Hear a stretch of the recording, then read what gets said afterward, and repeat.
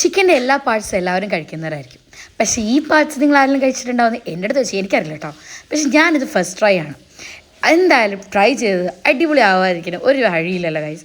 അപ്പോൾ അങ്ങനെ ഞാൻ ഇത് മേടിച്ച് വാഷ് ചെയ്ത് നല്ല രീതിയിൽ കഴുകി ക്ലീൻ ചെയ്തെടുക്കും കേട്ടോ. ഇത് നെയിൽസിങ് നല്ല കട്ട് ചെയ്യണം. അപ്പോൾ ഞാൻ ചിന്തിച്ചു ഒരു കുക്കറിലൊന്ന് അടിച്ചെടുത്ത് കഴിഞ്ഞാൽ അടിപൊളി ടേസ്റ്റ് ആയിരിക്കും.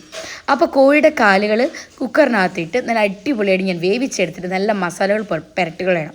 നോർമലി ചിക്കൻ നമ്മൾ മസാല പുരട്ടുന്നത് പോലെ തന്നെയാണ് മുളക് പൊടിയും മഞ്ഞൾപ്പൊടിയും ചിക്കൻ മസാലയും കുറച്ച് ചില്ലീസും പിന്നെന്താണ് തൈരും ഉപ്പും കരിവേപ്പിലൊക്കെ ഇട്ട് നല്ല രീതിയിൽ പെരട്ടി എടുത്തിട്ടുണ്ട് ഗൈസ്. അപ്പം നല്ല പെരട്ടി എടുത്ത് ഒരു കുറച്ച് നേരം ഒന്ന് ഞാൻ മാറ്റി വെച്ചിട്ടുണ്ടായിരുന്നു ഒന്ന് സെറ്റ് ആവാൻ വേണ്ടി. പാൻ വെച്ച് എണ്ണ ഒഴിച്ച് നല്ല അടിപൊളിയായിട്ട് പറഞ്ഞപ്പോൾ തന്നെ നാക്കിൽ വെള്ളം വരിക. എല്ലാ രീതിയിൽ സൺഫ്ലവറിൻ്റെ ഓയിൽ ഞാൻ ഒഴിച്ച് നല്ല രീതിയിൽ ഫ്രൈ ചെയ്ത് ഞാൻ എടുക്കുകയാണ് ഗൈസ്. നല്ല അടിപൊളിയായിട്ട് കുക്കായി വരുമ്പോഴത്തേക്ക് തന്നെ അതിൻ്റെ ഒരു ഫ്ലേവർ സ്മെൽ അടിക്കും. ആ അടിക്കുമ്പോൾ തന്നെ ടേസ്റ്റ് ചെയ്യാൻ എന്നാ ഒരു ടേസ്റ്റാണെന്നറിയും ഇത് കഴിക്കാൻ. നിങ്ങളിത് മസ്റ്റ് ട്രൈ ചെയ്ത് നോക്കണം ഗൈസ്. കാരണം ഇതിൻ്റെ ചിക്കൻ്റെ എല്ലാ പാർട്സും നമ്മൾ കഴിക്കുന്നത്. പക്ഷേ നമ്മളെ കേരളക്കാർ ഇതൊന്നും കഴിക്കത്തില്ല. കണ്ടു കഴിഞ്ഞാൽ വെറുതെ എന്ന് പറയുന്നതാണ്. പക്ഷേ ഗൈസ് നിങ്ങൾ ട്രൈ ചെയ്ത് നോക്കണം. ഞാനിത് ട്രൈ ചെയ്ത് നോക്കിയപ്പോൾ എനിക്ക് അടിപൊളി ഇഷ്ടപ്പെട്ടു.